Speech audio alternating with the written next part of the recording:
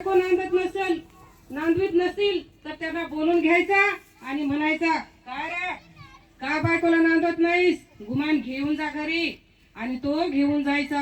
मी कुठं नाही म्हणतोय असा करीत तो घेऊन जायचा. हे समजा मी लहानपणी बघायची. मलाही वाटायचं मी पण मोठी होऊन असंच काहीतरी करावं, लोकांचे प्रश्न सोडवावे, समाजासाठी काहीतरी कामाला यावं. असं करत असताना मी छोटी होते तेव्हा आई सोबत बाजारला जायची. नायगाव तालुक्यामध्ये शिरवळचा बाजार होता. मी माझ्या आईची खूप लाडकी होते. माझ्या आई सुद्धा माझी गाण्यावर जात्यावरच्या ओव्यामध्ये माझे गाणे म्हणायची, माझं नाव घेऊन गाणे म्हणायची.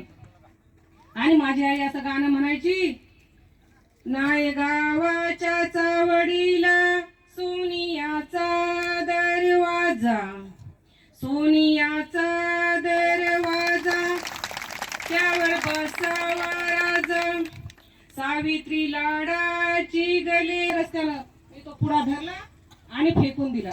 तर म्हणतोय पोर लय हुशार आहे, पोर कोणतरी मोठी होणार जणू. मी म्हणलं बाई माझा बाप बी म्हणतो मोठी हुशार आहे, माझी आई बी म्हणते हुशार आहे, आणि हा गोरा साहेब बी म्हणतोय पोर लय हुशार आहे, तर मी लय हुशार दिसते ना वा. आणि असं करत करतच दिसमात जात होते. मी थोडी मोठी झाले. माझ्या आईनं माझ्या बाच्या माग लावलं की एक टुमणं. कोणतं टुमणं लावलं असेल? लग्नाचं लावलं. तेव्हा पोरीचे लग्न लहानपणीच व्हायची.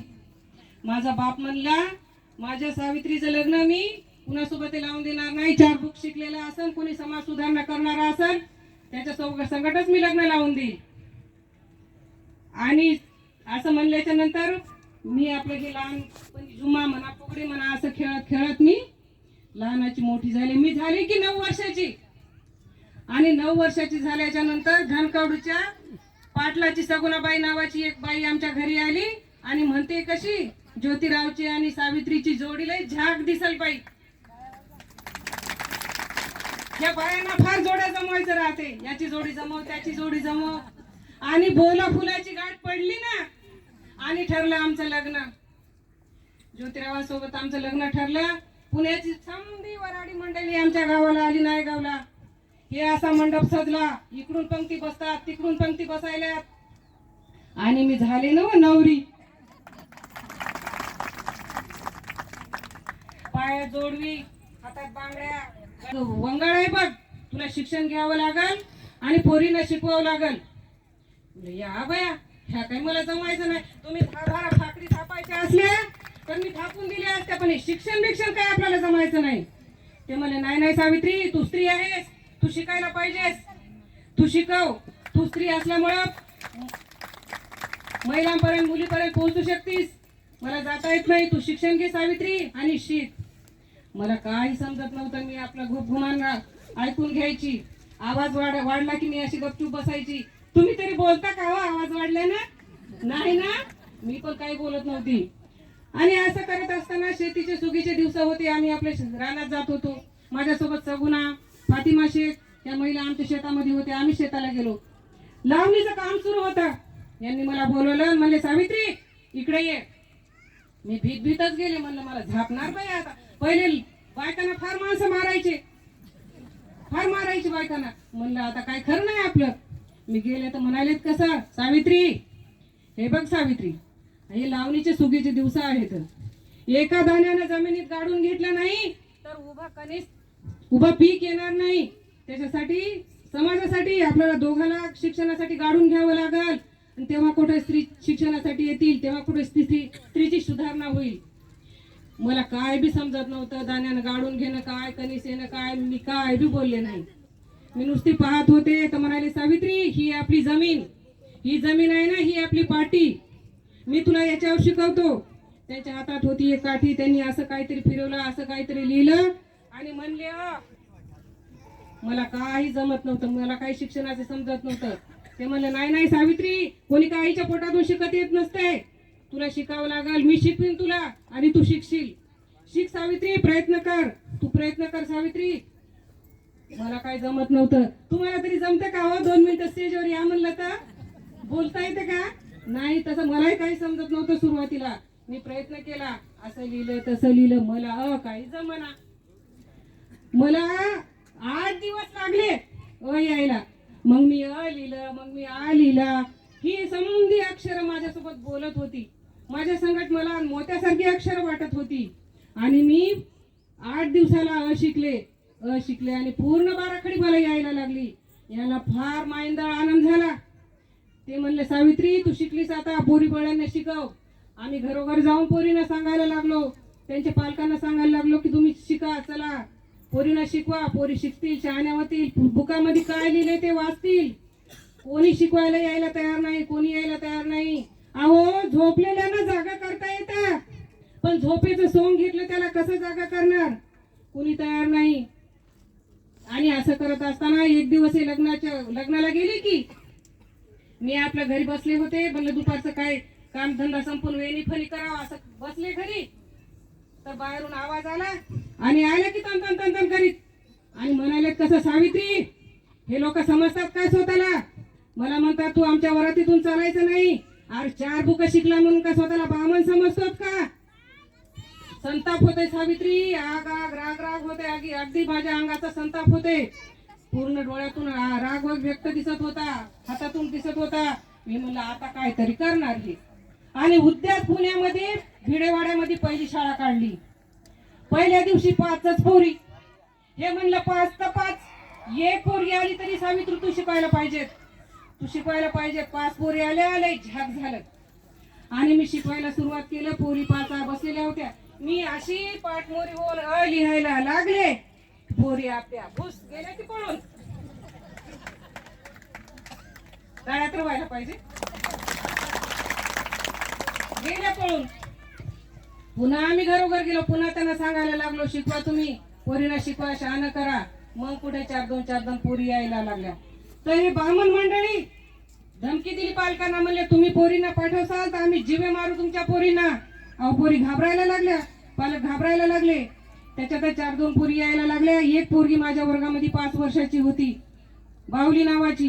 तुम्हाला ठावक नसल, 5 वर्षाची मुरडी. शाळा सुटली की गेली बाहेर. त्या लोकांनी पकडलं आणि लाडू मध्ये काचा कुटून टाकल्या. त्या माझ्या लेकराला काय माहिती त्याच्यात काय दिले ते. त्या लेकराने गुटू खाल्ल्या. ते काचा पोटामध्ये गेल्यानं आतडे तुटले आणि रक्ताच्या उलटी होऊन ती बाहुली माझी गतप्राण झाली. मुलीनं माहित नाही तुम्हाला, शिक्षणाचा तो पहिला बळी होता. आता बाहुलीचा हाऊस पुण्याला आहे. आपण तुम्ही शिकल्या, सवरल्या, डॉक्टर झाल्या, इंजिनियर झाल्या, पण तो इतिहास कोण जीवन ठेवणार, कोण पाहणार, कोण सांभाळून ठेवणार? तो वाडा मोडकळीस आलेला आहे. लोक मोडून टाकायच्या, तोडून टाकायच्या मागे आहेत, इतिहास सगळा नष्ट करायच्या मागे आहेत. नाही बाय आता शिकवणं होणार, मी नाही शिकवणार. माणसाला वैताग येतोच ना कधी कधी, किती सहन करणार माणूस. हे म्हणले तू काय कर सावित्री, आपण शिक्षणाचा वसा घेतलेला आहे, तू सोडायचं नाहीस. आता काही होऊ दे, तू काय कर, एक लुगडं पिशवीत घेऊन जात जा. तिथं गेल्या बदल मुलींना शिकव आणि तू दुसरं लुगडं घालून येत जा. मी तसंच केलं, मी तशी शिकवायला लागले. लोक काय बाय बोलत होते, मी ऐकत नव्हती, मी ध्यान देत नव्हती. एक दिवस काय झालं, एक असा गोरा माणूस उभा राहिला ना माझ्या समोर, घारे घारे डोळे, आणि म्हणतोय कसा, सावित्री हे शिक्षणाचं खूळ बंद केलं नाहीस तर तुझी अब्रू शाबीत राहणार नाही. ह्या बया म्हणून असं त्याच्याकडे पाहिलं आणि काय केलं असेल मुलींनो, मी सांगा काय केलं असेल. अशी दिली ठेवून रप त्याला. समजा गाव पाहत होता माझ्याकडे, समजा लोक पाहत होते आणि म्हणत होते बाई आहे का भिताड, बाप्याला मारती. मग काय सोडते की काय त्याला? माझी अब्रू म्हणजे काय त्याच्या बापाची जहागिरी वाटली का? घाबरत नाही मी. अहो वाघिणीच होते मी, वाघिणीसारखी जात होते, वाघिणीसारखी येत होते, भीत नव्हती. पुन्हा टाप झाली नाही, कुणाशी शिकून देऊ नको म्हणायची आणि मुलींना शिकू नको म्हणायची. कुणाची हिंमत झाली नाही. अशी जायची, अशी यायची. मग लोक खिडकीतून दरवाजातून असं पाहत होते, असं मला बघायचे, पण कुणाची नाही हिंमत झाली. असं करत असतानाच आमचं शिक्षणाचं कार्य सुरूच होतं. पण हे ब्राह्मण लोक ऐकणारे असतात का? त्यांना पक्की माहित आहे पिन कुठे मारल्यानं काय होते ते. हे गेले ना माझ्या सासऱ्याकडे, आमच्या घरी आले लोक आणि म्हणतात कसे, गोविंदराव, अहो गोविंदराव, तुमच्या मुलाने आणि सुनेने उच्छाद मांडलाय हो, धर्म बुडवायला निघालेत. तुम्ही त्यांना समजावून सांगा, नाहीतर तुम्हाला वाळीत टाकू. वाळीत असा 3 जागी वाकत होता. बुद्धी भ्रष्ट झाली की माणूस असाच वागतो, असाच करतो. माझे सासरे ते भडकणारच, भडकतात सासरे कोणाची. यांना घरातून बाहेर बोलवलं माझ्या सासऱ्यानं. म्हणले, ज्योती, अरे ज्योती बाहेर ये बघू. हे आई येऊन बाहेर उभे राहिले की समोर. आर तू चालवलंच काय? आर सुखानं 2 घास खाऊ द्या मासनी. आणि तुला जर शिक्षणाचा खूळ बंद करायचा नाही तर माझ्या घरातून चालता हो. तुला घरात राहता येणार नाही. आणि निघाले की तड घराच्या बाहेर. मी समजा पाहत होते. मी म्हणलं, अहो चाललासा कुठं? मला एकटीला सोडून चाललासा कुठं तुम्ही? मला म्हणला शिक्षण घे. मी शिक्षण घेतलं. मला म्हणलं पोरी पाडणं शिकव. मी पोरींना शिकवलं. आणि आता मला सोडून तुम्ही चाललास कुठं? ते म्हणले, हे बघ सावित्री, तुझा निर्णय तू घे. तुला माझ्या संगत यायचं का तुला घरी राहायचं? म्हणलं, ह्या आबाई, मला काय घरी राहायचं, मला तुमच्यासोबत शिक्षण मुलींना शिकवायला यायचंय. आणि मी पण अंगाच्या कपड्यानिशी आणि बिना चप्पलची मी त्यांच्यासोबत निघाले. मी पहिल्यांदा भांडले मुलींनो. मी आयुष्यात कधी भांडले नाही, कपडे लत्यासाठी भांडले नाही, पण मी त्यांच्यासोबत जाण्यासाठी पहिल्यांदा भांडले. आणि आम्ही निघालो. अर्ध्या गावात गेल्याच्या नंतर दुपारचे 2 वाजलेले होते. उन्हाचा पारा होता. आम्ही असं निघालो तर रस्त्यामध्ये यांचा मित्र भेटला. ज्या जाती नाही लोकांनी बदनाम केलंय तो मित्र भेटला, उस्मान शेख. आणि तो आम्हाला म्हणायला, ज्योतिराव तुम्ही गाव सोडून कुठे जायची गरज नाही, कुठे जाऊ नका. तुम्ही समाजाचं कार्य करता ना तुम्ही. मी तुमच्या पाठीशी उभा राहीन छोट्या भावासारखा. तुम्ही माझ्या घरी चला, माझ्या एका रूम मध्ये तुम्ही राहा. आणि तिथं आम्ही राहून तिथं आम्ही शिक्षणाचं काम सुरू केलं. तिथं मग लिहायला वाचायला मुलींना, मी शाळेत जायला अभ्यासाला त्यांच्या घरून जात होते आम्ही. आणि माझं कार्य असं सुरूच होतं. यांचं लिहिण्याचं काम सुरूच होतं. यांनी पुस्तक लिहिले, शेतकऱ्याचा असूड लिहिला, बामणाचं कसब तुम्ही वाचला असेल तर ते वाचा कधी, बामणाचं कसब लिहिलं. यांनी मायंदर पुस्तक